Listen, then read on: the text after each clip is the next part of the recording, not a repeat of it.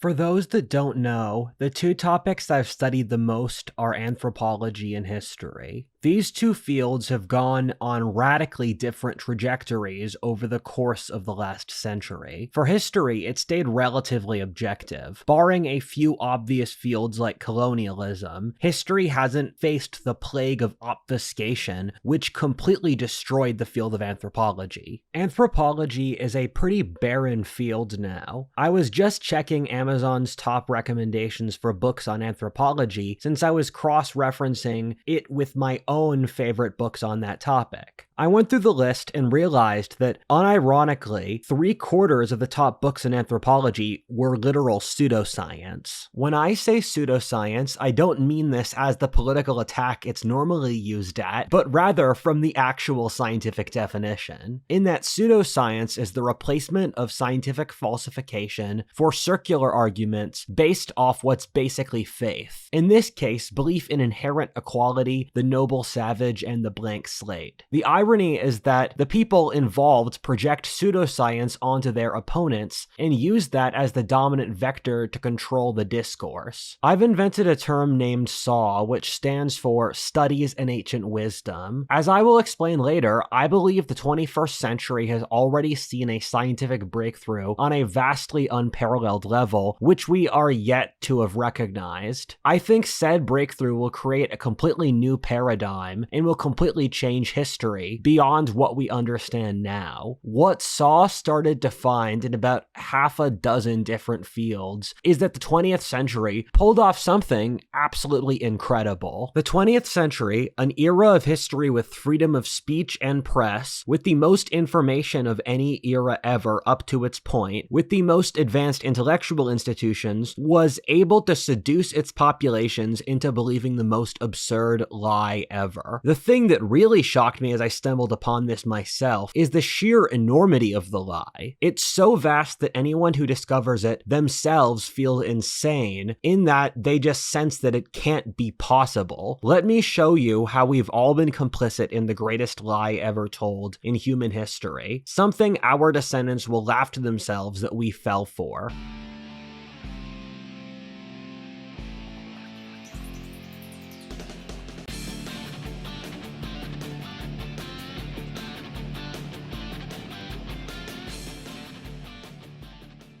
One great lie we've believed is that the internet is secure, and only recently have we come to realize the danger of having your info online. That's why I use Incogni, the sponsor of today's video. Data brokers collect all of your private information, like your address, birthday, online activity, and even your financial information and social security number. This information can be sold to companies and government agencies or put on public search sites to be available for anyone who wants to look it up. All of this happens without your knowledge or control. The good news is that you can request for this data to be removed, but the bad news is that it could take years to do so manually. That's where our sponsor Incogni comes in. They make the process of taking back control of your information quick and easy. Their service will work on your behalf to contact these data brokers and request the removal of your information while keeping you informed and in the loop the whole time. You just create an account, grant Incogni the right to work for you, and sit back and watch them work.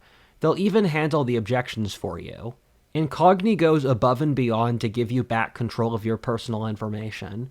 For my fans, they're offering you 60% off an annual plan for anyone who clicks the link below and uses the code WHATIFALLTEST. They offer a 30-day money-back guarantee, so there's no reason to not click the link and start using Incogni today.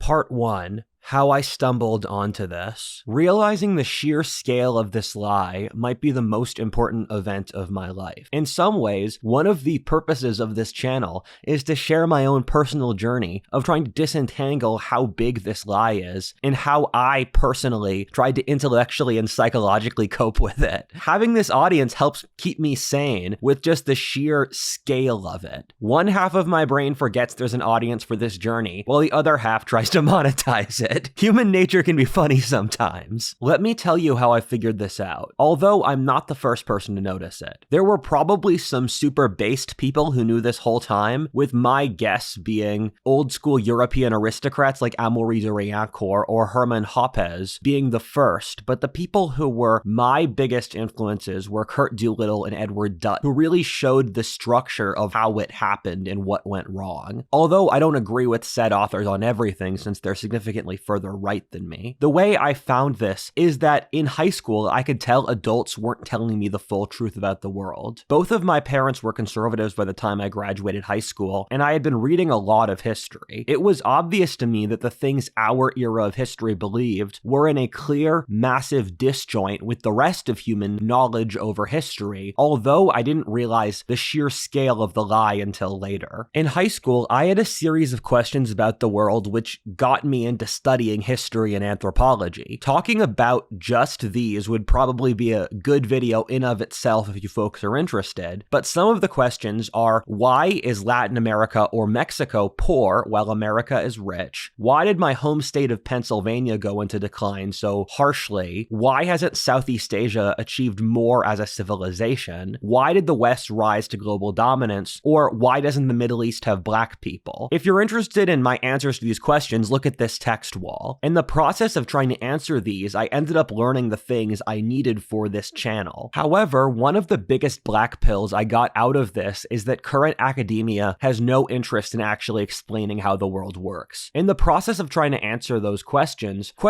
that should be the most underlying variables of global anthropology and human geography, is that it was incredibly difficult to find the answer. I had to read a variety of different books and put the answers together myself. If anthropology was a genuine field, there would already be a bunch of books explicitly written on these sorts of topics that entry-level college students would have to read in the first year. What I consistently found instead is that academia ended up pushing for non-falsifiable political narratives. For a frame of reference, the purpose of the scientific method is to create tests in which the result of the test proves one paradigm and disproves another. For example, a study on which group of white Americans has the highest income, by showing Italian and Jewish Americans have higher incomes than English Americans by looking at the statistics. From this, we can make the assessment that America is no longer a WASP oligarchy like it was a century ago. What I consistently found is that anthropology departments were predicated upon cyclical answers which it was physically impossible to break out of. For an example of this, and we will go through a lot, the belief in human equality was never tested. Wait, that's wrong. It was tested dozens of times and turned out to be wrong. No one in academia actually used any evidence to see if people are all inherently equal and the same. Ironically, taking the faith-based argument from Christianity, but starting with different first principles, even if these people loathe Christianity. Instead of saying that life is good and the world is rational under God's plan, it moved to equality and not judging others to be a statement of faith under which all other assumptions are predicated. The thing that really horrified me here is that for all of these basic assumptions, they were just never tested, and when they were, the results were thrown out. In fact, I believe that this is intentional, given that when said assumptions were tested, it turned out they were wrong. The implications for this are truly enormous, in that what you believe about human nature determines every single aspect of human life. Whether what you prioritize as an individual person, what you hold sacred, what you teach in school, how you organize the family, workplace governance, and anything else you could possibly imagine. In short, the left just made stuff up about human nature and then used it as a bludgeon to completely reconstruct society according to their fantasies. As I like to say, if you're not basing your assessments of the world off history, you're just making stuff up.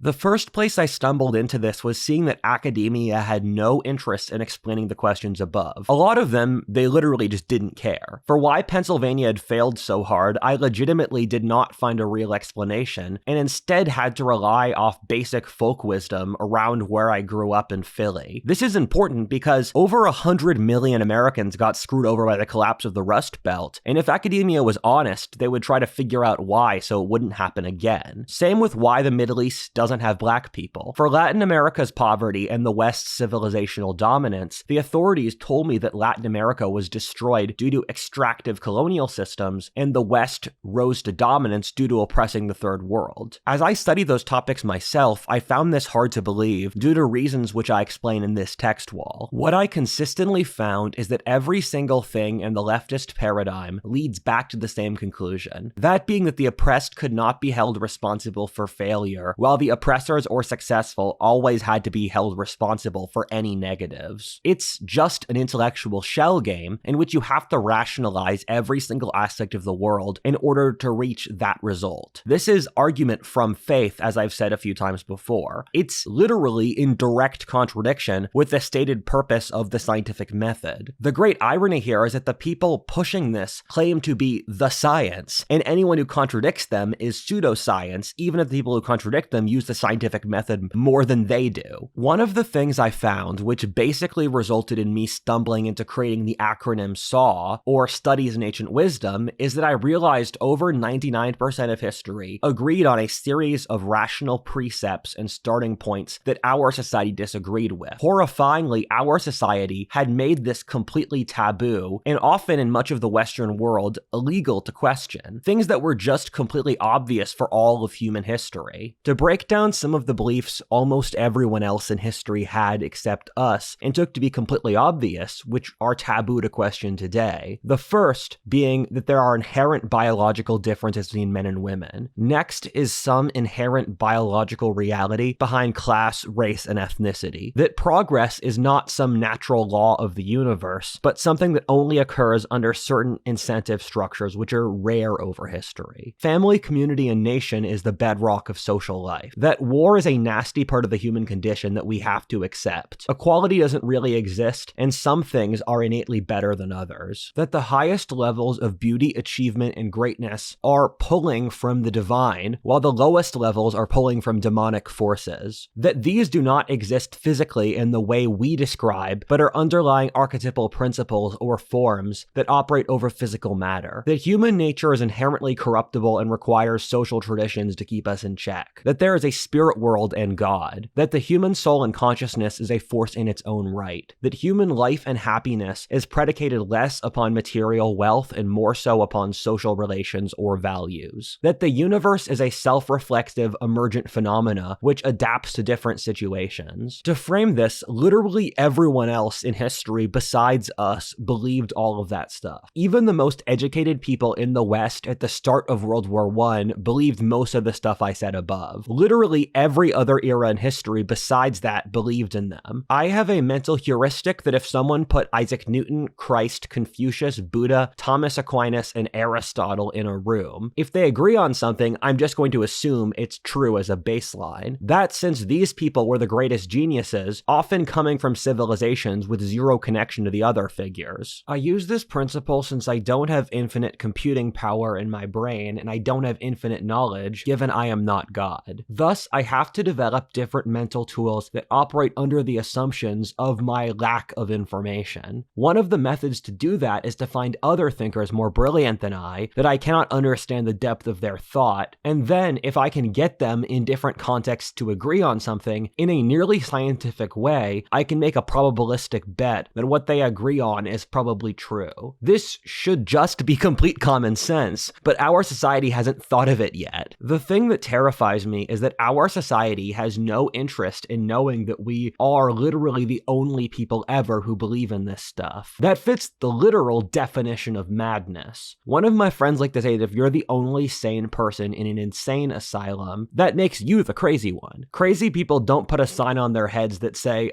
I'm crazy. The way to find madness is to find a person who has no interest in seeing the outside world, showing the fantasies in their minds to be incorrect. One of my friends has a beautiful quote that madness is the unhealthy obsession on a single topic to the detriment of everything else. For our civilization, I think we have a variety of mental illnesses at once, something that probably deserves its own video. God, I must have promised to make hundreds of videos by this point. However, the unhealthy obsession, which is stolen stolen our world's soul is the idea of equality. Every single idea must be processed with how it relates to equality. How we must organize our society, religion, philosophy, corporations, art, and literally anything else must pander to our obsession with equality and the abdication of responsibility for the defeated. The problem is equality by itself is completely antithetical to reality. We are stuck in a horrifying Darwinist jungle where the strong eat the weak without remorse. The lion is not equal to the deer and the chieftain to the foot soldier. As time began to pass and I read more, I realized the people in charge had literally no idea what they were talking about. I cross-referenced the scientific information, which everyone, including leftists, agreed with, against the regime's right to rule, and I realized the disconnect is truly enormous. Let's look into what the science says today about these sacred cows. Part 2. Follow the science. When I was growing up, the school system was borderline obsessed with increasing knowledge or interest in STEM, or science, math, and tech topics. This was partly a Cold War remnant and also a materialist society which saw no value for the wisdom the humanities teaches. The irony is that I'm not particularly that good or interested in science. However, I do have a policy of trying to read at least a few books on any given topic and keep up with the scientific consensus of any given academic field is. However, even with all that effort, the public is thousands of miles away from what the science says. The people who say, follow the science, have no clue what the science even is. I find it funny how much the educational institutions have failed in this regard. This wasn't that hard for me to research. None of the things I'm about to say here should be controversial. This is stuff if you interviewed an important academic in any of these fields, unless they felt like their job was on the line, or that they'd be socially outcasted, they'd tell you immediately. You can pick out these sorts of politics in how academics deal with each other, in which under certain contexts, academics can be incredibly honest when they think just the peers who know what's up is listening. The easiest example of this is the nature versus nurture debate. The blue pill era was entirely predicated upon the idea that nurture was the complete determinant value while nature is irrelevant. The thing is that when we actually studied this, we found that it was completely incorrect. Strangely enough, the vast majority of human traits tend to cluster around being half genetic, and we think intelligence might be even more genetic, between 2/3 to 80%. Other traits that are at least partially genetic are levels of religiosity, charisma, what music you listen to, how fast you drive, and a variety of almost everything else. At this point, even legitimate socialists like Sapolsky, Catherine Hardin, John Haidt, amongst all others, agree that human nature is heavily genetic. I have read multiple books written by socialists about trying to rationalize the new genetic evidence within a socialist framework. We've found this partly through twin studies, in which we look at genetically identical twins separated at birth. They often have chilling similarities, like marrying men with the same names, having the same kind of dog, or going to vacation at the same places, and a bunch of other stuff like that. At this point, genetics is completely irrefutable, and the evidence is getting stronger by the day. The genetic differences between men and women, between races and classes, have all been completely proven. I know 5 PhDs in genetics who all say that biological race and class has been irrefutably proven at this point, and again, every year, we realize more of what we thought was cultural conditioning was really genetic. We have significant scientific evidence that men and women are neurologically different on a genetic basis. This is something all of the science agrees with. Well, it completely contradicts our society's right to rule. The genetic data is a ticking time bomb, in my opinion, given it's become the new scientific consensus, and the old ruling class can only have so much time before this information percolates across the whole society. Twitter has become a huge vehicle in spreading this sort of illicit information. Our entire society is built in opposition to this, and thus it has mass political ramifications. The other worry is that wokeness has given a large part of the population immense resentment over racial or sexual agendas. Thus, the info coming out that there are significant racial and sexual differences creates immense fodder for a new wave of sexism or racism. My biggest fear for modernity is what I call the closed loop, or making a logical argument in which you're right by definition. On top of this, confusing the finger pointing at the moon for the moon itself, which is using a definition to argue that you're right by definition. It's not an uncommon sentiment on the dissident right today to make a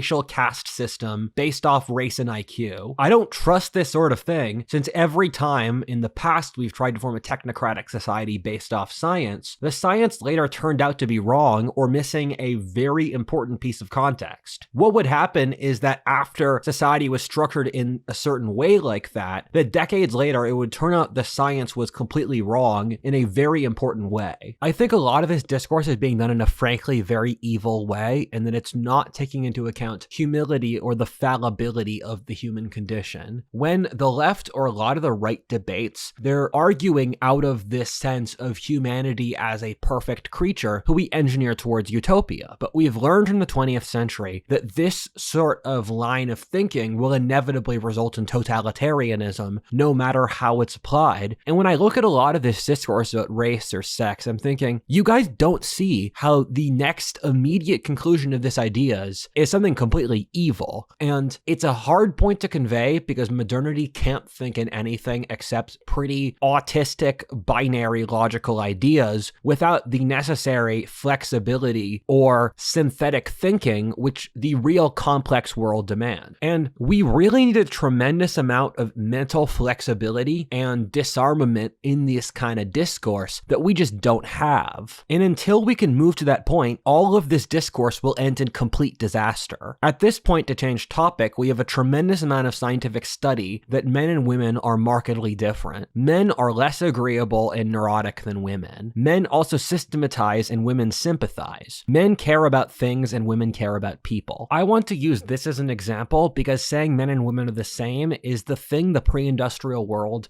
would probably boggle at the most because they would see it as completely insane. And the fact that the blue pill era was able to get people to stand behind this point is a pretty good example to figure out how they argue. With this discourse, there was basically no research to determine whether or not men and women were the same. Instead, they used the argument from definition. The argument from definition is how the blue pill era was able to most easily get the population to believe complete absurdities. In that, for race or sex as an example, the logical structure of this argument is that race or sex have social constructions built around them. Thus, they are social constructs, and thus they aren't real. For example, there are social ideas about the sun. Thus, the sun is a social construct, and thus we could get rid of the sun if we wanted. This is exactly the intellectual structure they use. It's a really bizarre logical game that doesn't actually make any sense in that the underlying reality of the universe is that the world is real. If you don't do what the universe wants you to do, it then punishes you, which is why we all work jobs and do things we dislike every day. Life is a struggle. I've taken a course in gender studies and literally studied this topic myself, and this is literally what postmodernist philosophy publicly says. The problem is that this is just legitimately completely insane, and I think we all really know that. I think this is the philosophic equivalent of a shit test, or the left is pushing something completely ridiculous that we all know is completely ridiculous, and they're doing it as a power game to see how much they can get the population to submit to a legitimate absurdity. The next mental trick the blue pill involves is that studying history is of no use for the world today, and that we're so different from the past that nothing in the past is a useful precedent for us now. Again, this is something they never tested or even provided an argument for. I've never seen a valid argument for this, but it's completely taken over academia, in that there are basically no Western academics who have tried to use the patterns of history to study the world since the World War II era. In academia, it's literally against their policies to use books written before, let's say, 1990, since they're outdated. This creates a system where insane new ideas can never be falsified. What I like to say is that if you're not using history to understand the world, you're just making stuff up.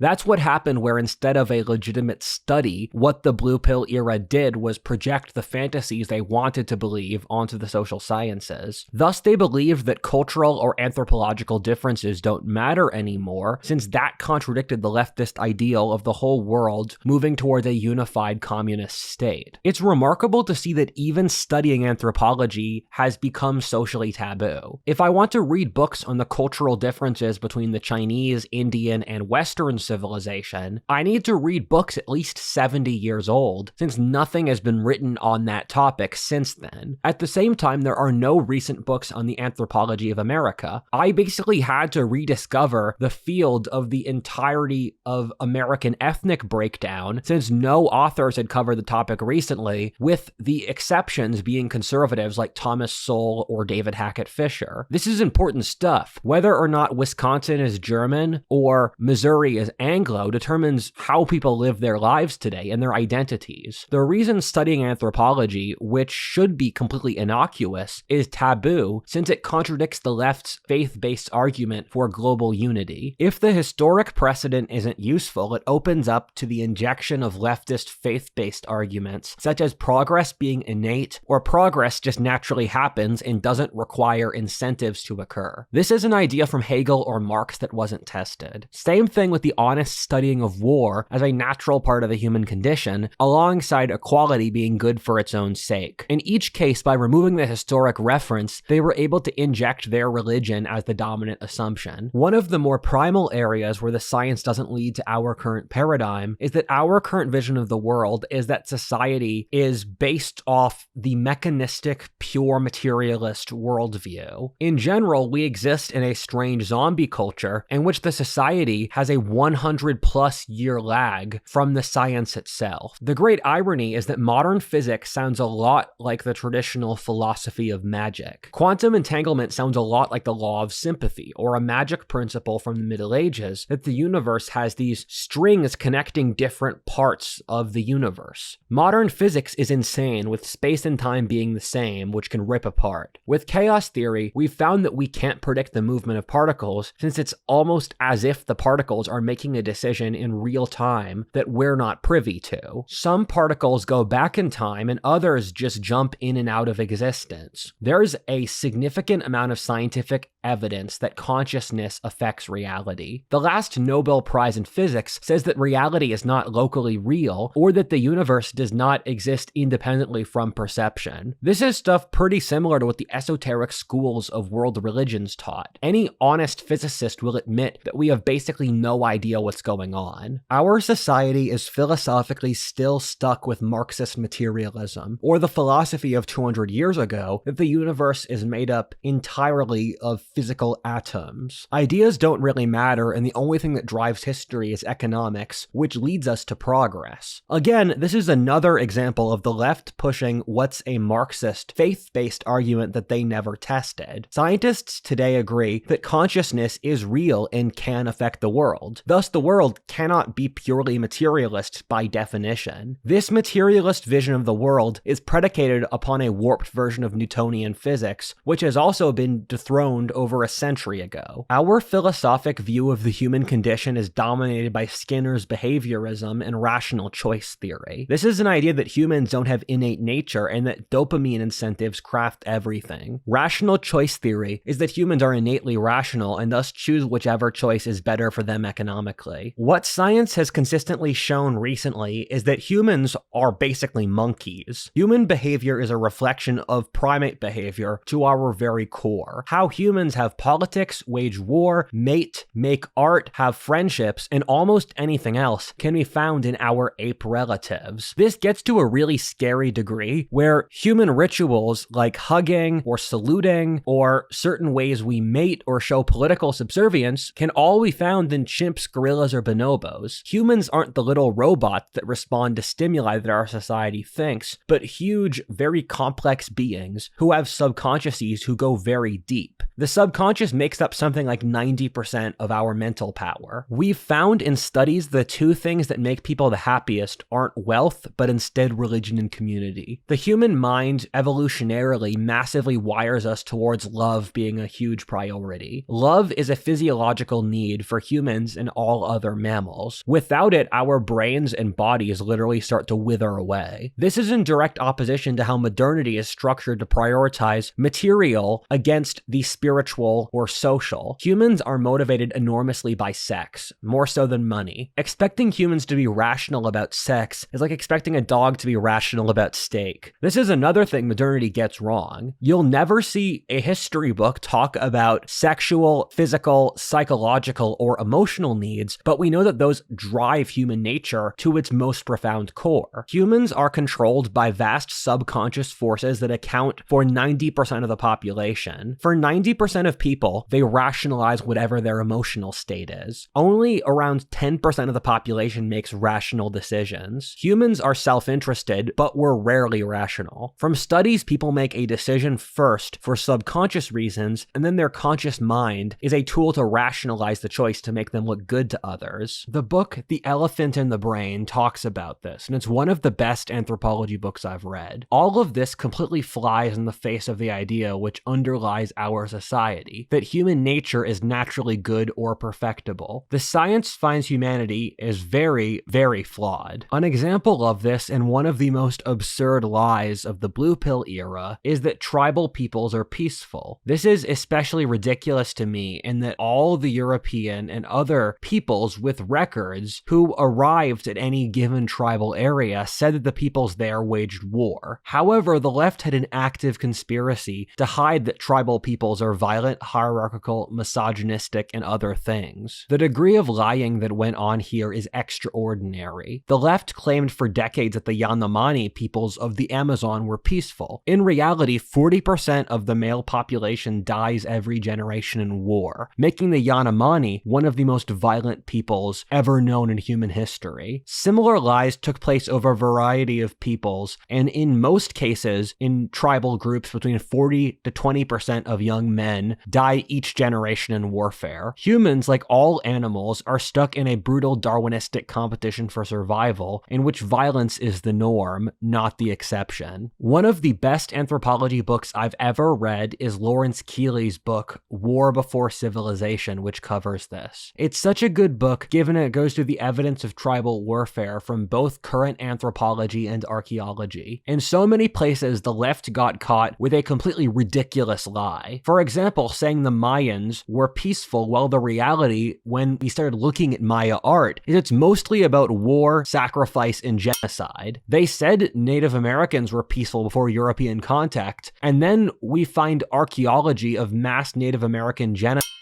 and mass graves of hundreds of dead people. They said that the Native Americans were peaceful before European contact, and then we find records in archaeology of mass Native American genocides, burning cities, and mass graves of hundreds of dead soldiers. When I was in elementary school around age 10, my school textbook said that the Iroquois were peaceful. The insanity of that is that the Iroquois a 1,000-mile stretch of the American Midwest from Buffalo to St. Louis in order to take the beaver pelts of that area. That's legitimately insane. At this point, I've seen the left lie so massively on a variety of topics that I have literally no faith in any of the other things they say. An example of this is when they found the genetics of the first inhabitants of Britain, the scientists said they were black. The reality is that they had copper skin like most modern Mediterraneans, but they changed this to be black to mess with racists. 23andMe openly admitted to adding fake black ancestry to the results of white supremacist figures to mess with them. The left feels literally no remorse for lying and has been caught on records doing it dozens of times. Need I remind you, back in the 1940s, the left tried to suppress any information about the atrocities coming out of Stalin or Mao's countries. And leftist anthropology believed that we all migrated out of Africa 50,000 years ago, and then there was no prehistoric migrations or major wars. And that's just legitimately ridiculous to think that for all of human history before the rise of the Europeans, everyone stood in their little place and no one fought each other or moved around. And once genetics results came out over the 21st century, we realized that that's completely ridiculous, where genocide and war is the norm, where, for example, Ice Age Europe was genocided 7 times over. Another really jarring example of of this is that the most popular anthropology book of the 20th century, that being Margaret Mead's Coming of Age in Samoa. Margaret has later turned out to be a CIA asset, a theme which we'll tease out later, but she wrote about Samoa being a sexually liberated paradise. Samoans would sleep around without jealousy. The reality, and something that we knew for over a century up to that point, is that Samoa was the opposite, a society obsessed with sexual purity. A woman's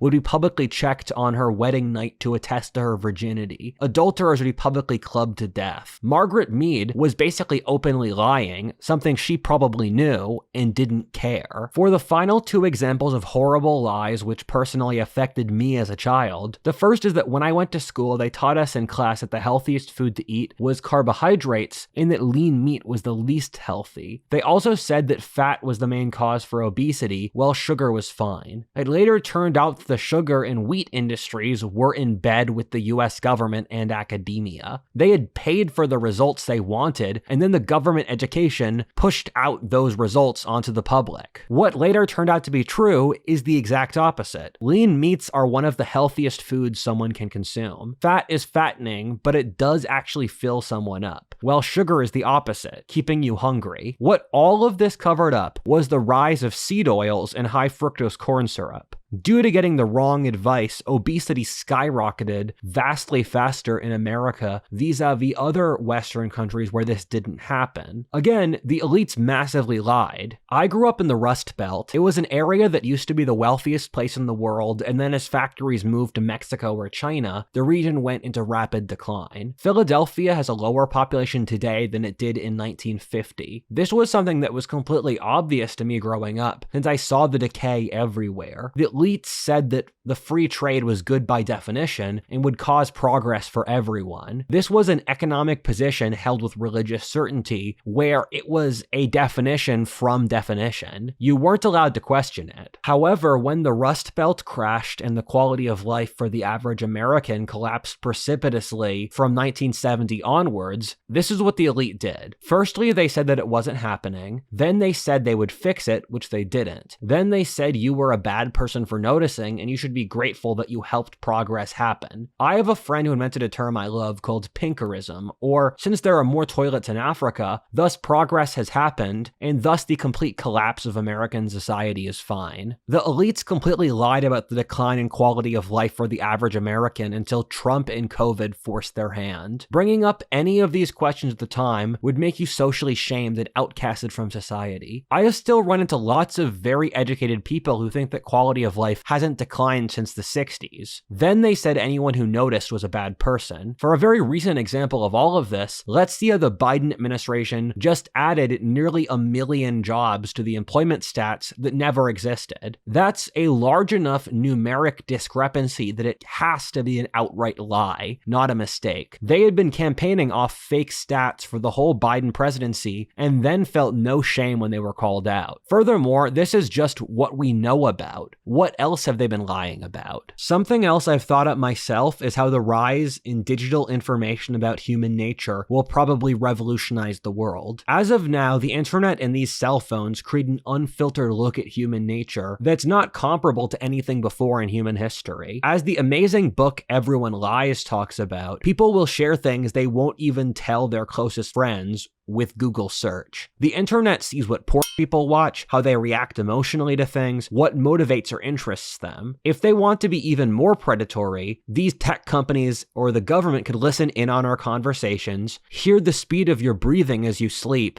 or watch any moment of your life completely legally. I think this information will shed a new light on human nature in a way that's historically unprecedented. It will paint an unflattering light, but a real one. I think the ramifications on philosophy, the social sciences, and human nature will be the equivalent to the Axial Age, or how Buddha, Confucius, Lao Tzu, and Socrates all lived at the same time. The Axial Age created a quantum shift in understanding of human nature and human society, which I think will happen soon. Part 3, How the Lie Happened. happened. The question I posited at the beginning of the video still bugs me. How come a society with the most information ever, with lots of people with very high IQs and freedom of speech, was able to push the most ridiculous lie ever told for nearly a person's entire lifetime? I want to remind all of us about this. Most of us were complicit in this lie in one way or another. I know I was. I believed most of these silly things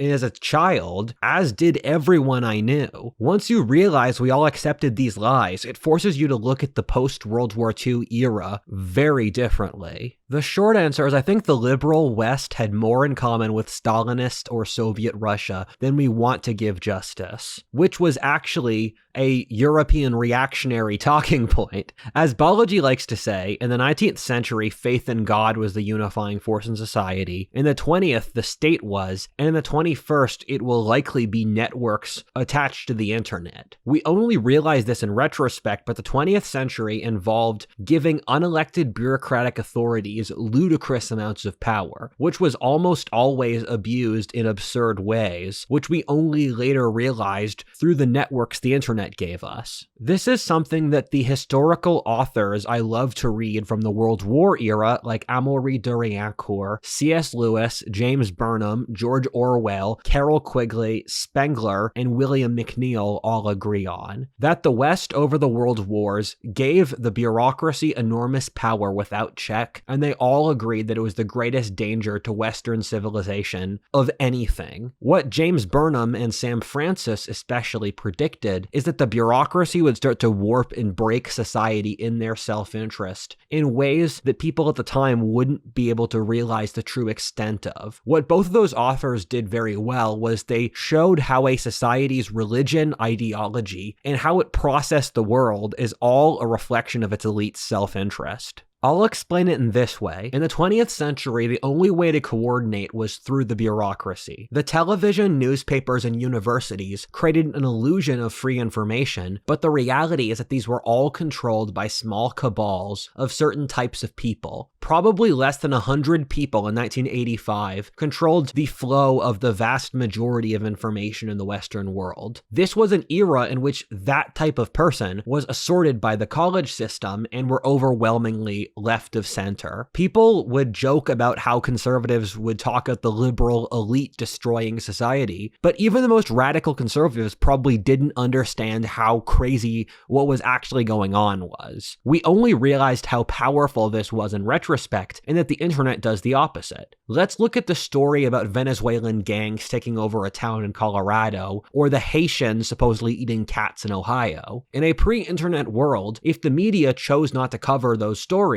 people would just never know about them. One of the interesting things I find anthropologically is that people's concepts of places like Africa are colored by what vloggers say about those countries now. This creates a rawer sense of those places, while we've found the mainstream media in previous decades when they went to third world countries were very heavily sanitizing what they chose to show the public. An important point here is that for most of history, the society was racist and sexist and hierarchical and that stuff because that was a reflection of the people in those societies. While in the post-World War II era, the elites actively pushed against those things, which is why the society was less of any of those negative traits, because it wasn't really about the people in the society, it was about a small ruling class projecting their social ideas onto the rest. This is why a suicidal cult that believes reality doesn't exist was able to take over the West, while the vast majority of people in the West disagreed with those sentiments. We can see this in Western Europe, in which, while polled, consistently 3/4 of Europeans have wanted no immigration, but since the Uniparty supports it, it continues to happen. Sam Huntingdon did a study of the social values of the average American in the 1990s. He found that if America was a real democracy into the 20th century, reflecting the public's desires, it would basically be a theocracy in which homosexuality would be illegal, Christianity taught in schools, and and the state enforced Christianity, since that's what most Christians supported into the 1990s, but a small agnostic elite meant that the cultural current went in the opposite direction. We've consistently found a lot of these were pushed by the CIA. Modern art, modern feminism, Margaret Mead, and other things were funded by the CIA. This is stuff the CIA openly, publicly has announced as well. When we look at what the CIA was funding, they were consistently pushing blank slatist ideas. This was since for the government and people in power, the blank slate makes them more powerful, since the engineering of human nature to perfection offers a perfect carte blanche in order to keep expanding the power of the state forever. On top of this, it removes the obvious fear that concentrating power in the hands of the government like this naturally leads to tyranny because human nature is perfectible and progressing. To see the other side of this exact equation, the CIA sat on their discoveries of the spirit world for decades. I know why I said it's absolutely insane, but watch my video on the topic. This always shocked me, given if I discovered a huge spiritual dimension scientifically, I would want to share it with the public to create an enormous positive social spiritual revolution. However, even when the CIA did release Project Gateway 50 years after it was done, they removed the page on its implication for world religions, which the guy who ran the experiments had to release without their consent. That's since a world with religion and God is one where people need the state and the authorities less. When all's said and done, for something like this, we can partly believe that the authorities pushed this, while at the same time, this is a game that both sides played into. The public happily ate up all of these absurdities. That's since the public desperately wanted it to be true. It's no surprise that knowing human nature for what it is, that if a society had infinite wealth, it would then allow itself to become infinitely stupid. We wanted to believe that everyone is equal, that we were all blank slates, that the scary demons of the past didn't reflect anything today, that women were the same as men, that all nations were the same,